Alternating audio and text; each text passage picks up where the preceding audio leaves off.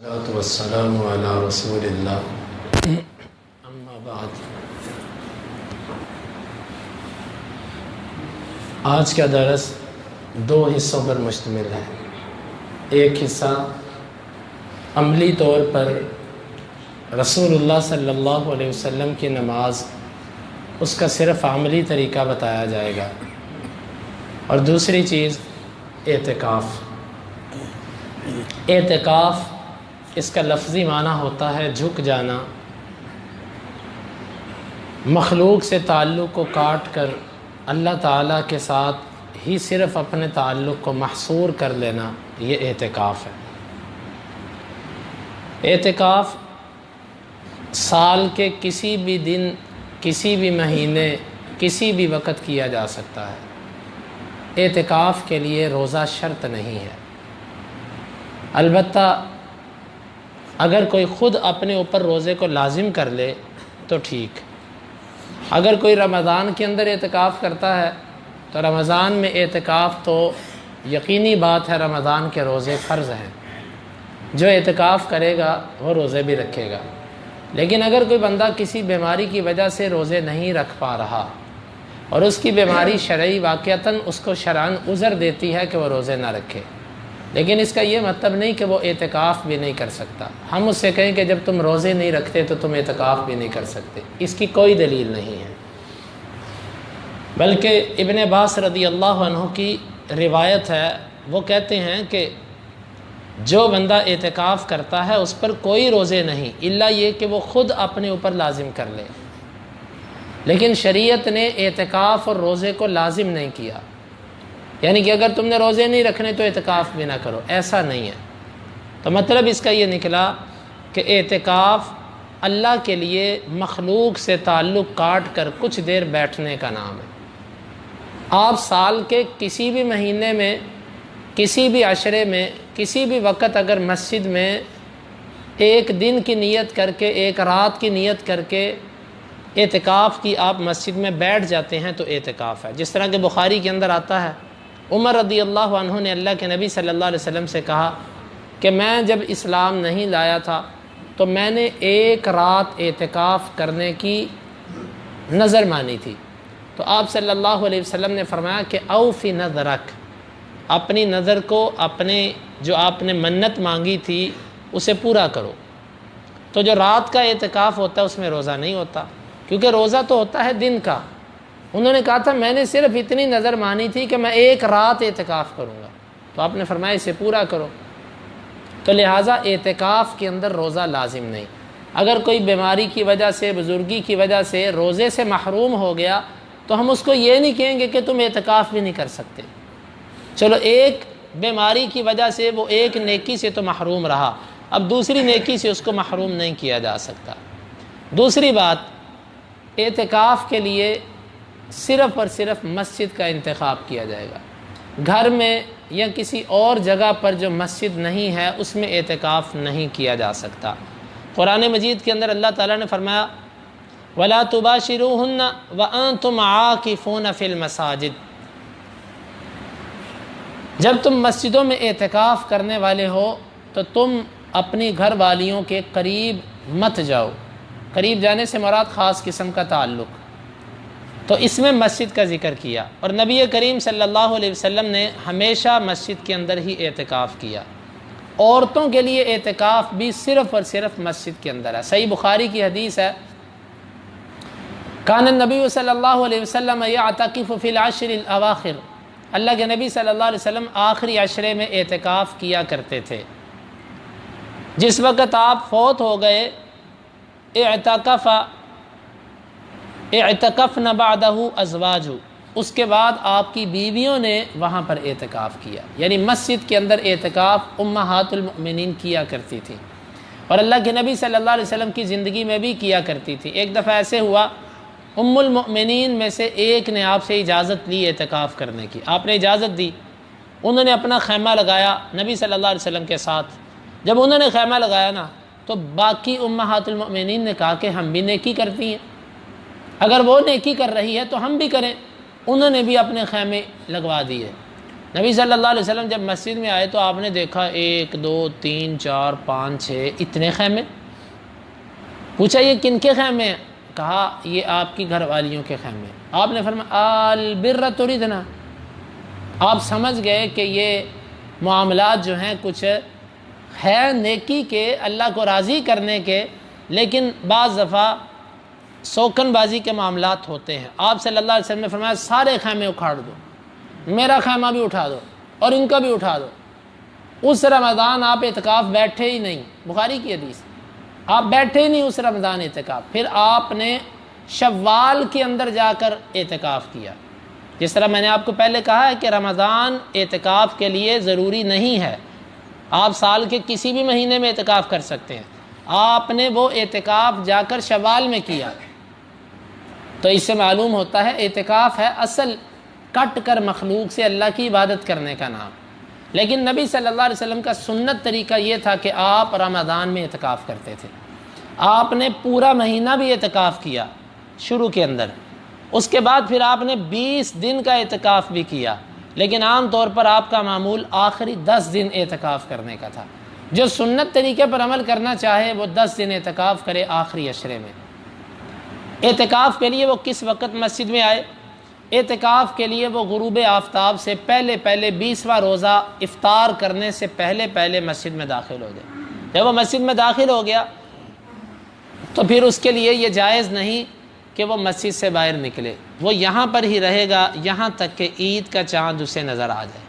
لیکن اگر کوئی بندہ 10 دن سے کم اعتکاف کرنا چاہے، وہ 1 دن کا چاہے، وہ 1 رات کا چاہے، وہ دن رات دونوں کا چاہے، وہ 2 دن کا چاہے، اس کے لیے طاق عدد شرط نہیں ہے.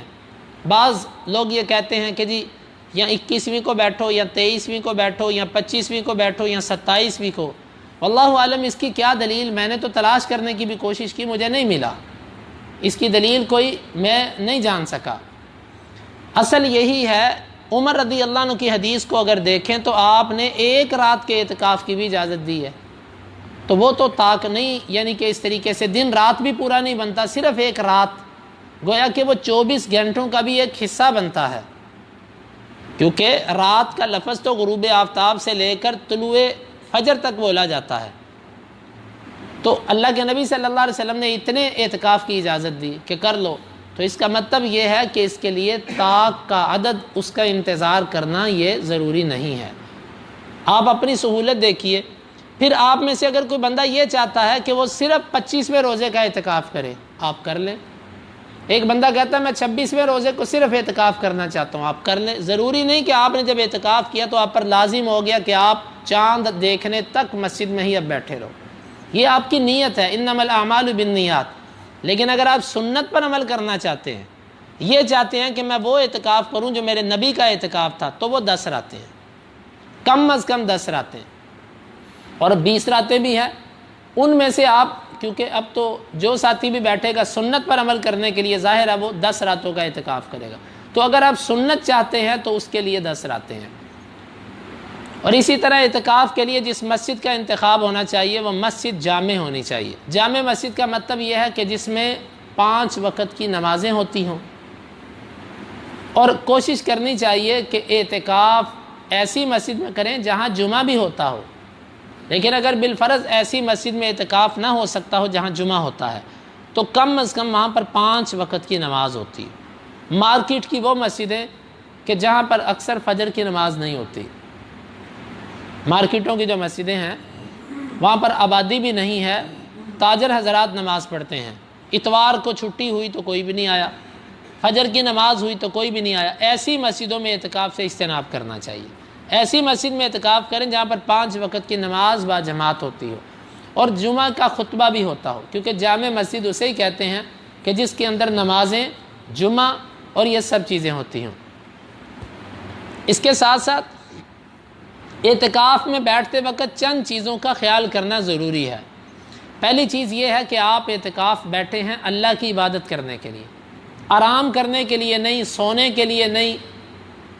اکثر لوگ، اللہ تعالی ہم سب کی اصلاح فرمائے، وہ اعتکاف کے اندر بہت نیند پوری کرتے ہیں، بہت سوتے ہیں. گویا کہ وہ دنیا کی زندگی سے جب تھک جاتے ہیں تو 10 دن آرام کرنے کے لیے وہ مسجد کا رخ کرتے ہیں۔ یہ طریقہ ٹھیک نہیں ہے۔ آپ یہاں پر عبادت کرنے کے لیے، محنت کرنے کے لیے تشریف لاتے ہیں، اس کے لیے آپ کی دن رات عبادت ہونی چاہیے۔ ہاں جب آپ کا بدن تھک جائے تو دوبارہ عبادت کرنے کے لیے اس کو آرام دینا آپ کا حق ہے۔ وَلِجَسَدِكَ عَلَيْكَ حَقٌّ، آپ کے جسم کے آپ پر حق ہے۔ تو مسجد کے اندر اس نیت سے اعتکاف کرنے کے لیے بیٹھنا کہ چلو آرام کریں گے، یا بعض نوجوان بچے ابتدا میں ان کی نیت اچھی ہوتی ہے کہ ہم اعتکاف کریں گے، لیکن نوجوان بچے جب زیادہ اعتکاف کے اندر داخل ہوتے ہیں، پھر آہستہ آہستہ اس میں باتیں، مجلسیں اور مسجد کے ماحول کو بگاڑ دیا جاتا ہے، اور اصل جو اللہ کی رضا کے لیے اعتکاف کرنے آئے ہوتے ہیں ان کے لیے بڑی تکلیف ہوتی ہے۔ آپ میں سے جو ساتھی اعتکاف کرنا چاہے وہ ضرور کرے، بلکہ میں اپنے بھائیوں کو ترغیب دلاتا ہوں، اور اللہ کی قسم میں اپنی بعض مجبوریوں کی وجہ سے اپنے آپ کو کوستا رہتا ہوں کہ یہ میری کمزوری ہے کہ میں اعتکاف نہیں کر پا رہا، اور میری بعض مجبوریاں بظاہر وہ دینی معاملات ہیں، لیکن آپ لوگوں سے گزارش ہے کہ اگر آپ کے کاروباری معاملات ہیں تو آپ اللہ کی رضا کے لیے کوشش کریں، اس کو قربان کیجئے، سنت پر عمل کرتے ہوئے 10 دن اعتکاف کیجئے۔ لیکن اگر کوئی بڑا ہی آپ میں سے مجبور ہے تو وہ پھر کم کر لے، لیکن اصل سنت عمل وہی ہے جو اللہ کے نبی صلی اللہ علیہ وسلم کا تھا۔ اور اسی طرح اعتکاف کے لیے یہ بھی اہتمام کرنا ضروری ہے کہ آپ اپنے موبائل پر کاروباری باتوں کو بند کیجئے۔ لوگ موبائل پر بیٹھتے ہیں، واٹس ایپ پہ پوری تجارت چلتی رہتی ہے، مکمل لمحہ لمحہ کی خبر، گپ شپ دوست احباب سے موبائل پہ چلتی رہتی ہے۔ میرے پیارے دوستو، اگر آپ نے یہی کام کرنے ہیں تو عام دنوں کا اور اعتکاف کے دنوں کا کیا فرق ہوا؟ آپ جب مسجد میں آ گئے ہیں تو آپ اپنے موبائل بند کر کے آئیے، یا موبائل ساتھ لے کر آئیں تو اس کو آدھے پونے گھنٹے کے لیے کھول لیں، گھر پہ بات کرنے کے لیے، ضروری پیغام دینے کے لیے، اس کے علاوہ بند رکھیں۔ اگر آپ بند نہیں رکھ سکتے تو آپ اعتکاف کے لیے پھر ایسا ماحول مت بنائیں مسجد میں جو دوسروں کے لیے تکلیف کا باعث ہو۔ اور اسی طرح اعتکاف کے لیے یہ بھی ضروری ہے کہ آپ زیادہ سے زیادہ وقت مسجد کے اندر گزاریں، مسجد سے باہر نکلنے کی کوشش نہ کریں۔ ضرورت کے تحت آپ مسجد سے باہر جا سکتے ہیں، مثلا مسجد کے اندر قضاء حاجت کا انتظام نہیں، آپ باہر جا سکتے ہیں۔ مسجد کے اندر سحری افطاری کا انتظام نہیں، اور کوئی بندہ آپ کو گھر سے سحری افطاری لا کر دینے کے لیے تیار نہیں ہے، آپ جا کر اپنے گھر سے سحری افطاری کر سکتے ہیں۔ شرط یہ ہے کہ آپ سیدھا جائیں، کھانا کھا کے سیدھا واپس آ جائیں، یہ نہیں کہ آپ گھر جا کے بیٹھ جائیں، ٹیک لگا لیں، لیٹ جائیں، ٹی وی پر لگا پروگرام دیکھنا شروع کر دیں، دوست بیوی بچوں سے گپ شپ شروع ہو جائے، یہ مقصد نہیں۔ اگر کھانا لانے والا کوئی نہیں، آپ سیدھا گھر پہ جائیں، کھانا تیار ہو، آپ کھا کے کوئی بات نہ ہو اسی طرح واپس آ جائیں، چلتے چلتے حال احوال پوچھ لیں تو پوچھ لیں۔ عائشہ رضی اللہ عنہ کہتی ہے کہ اعتکاف کرنے والا کسی مریض کی عیادت نہیں کرے گا الا یہ کہ وہ چلتے چلتے کسی سے پوچھ لے کہ کیا حال ہے، آپ کی طبیعت ٹھیک ہے، رکنا بھی نہیں، چلتے چلتے، کیونکہ اصل اعتکاف اسی چیز کا نام ہے کہ دنیاوی معاملات سے وہ 10 دن آپ کی زندگی کے مختلف ہونے چاہیے۔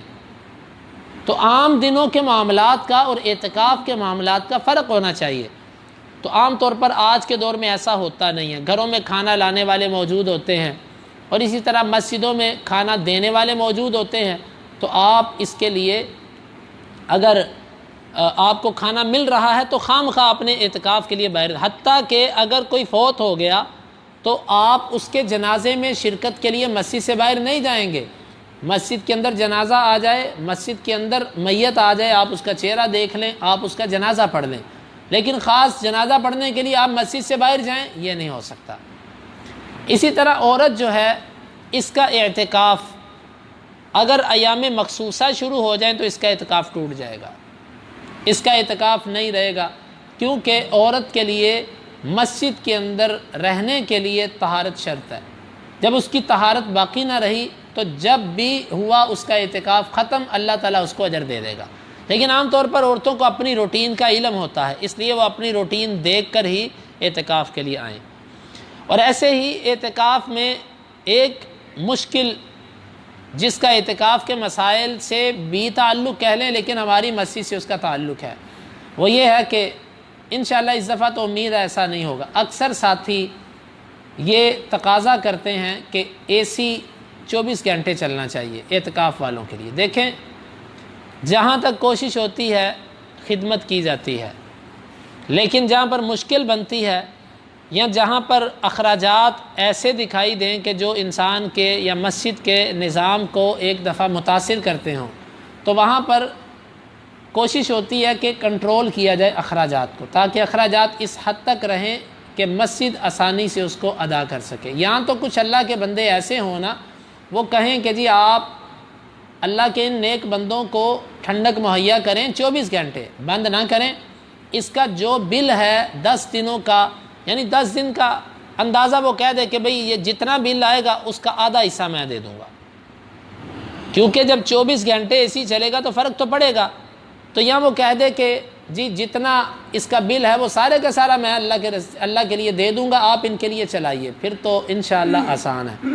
لیکن اگر مسجد والے آپ کے نیند کی وقت میں اے سی چلا دیں اور اس کے علاوہ آپ کی عبادت کے وقت میں، قرآن پڑھنے کے وقت میں وہ نہ چلائیں، تو اس سے آپ ناراض مت ہوئیے گا، کیونکہ آپ اس رستے میں اگر کوئی تکلیف بھی برداشت کرتے ہیں تو یہ اللہ کے لیے ہے۔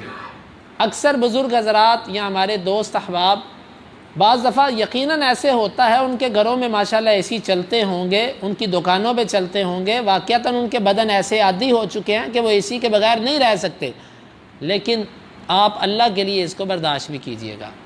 اور اسی طرح اگر انتظامی معاملے میں کبھی کوئی کوتاہی ہو جائے تو بندہ بشر ہے، دن رات بھاگتا ہے، دوڑ کرتا ہے آپ کے لیے، اگر کچھ چیزوں میں کمی رہ جائے تو یہ نہیں کہ ہم ان کی ساری خوبیوں کو سائڈ پہ رکھ کے ساری محنتوں پر پانی پھیرتے ہوئے ہم یہ کہہ دیں کہ جی یہ بس ایسا ہے ویسا۔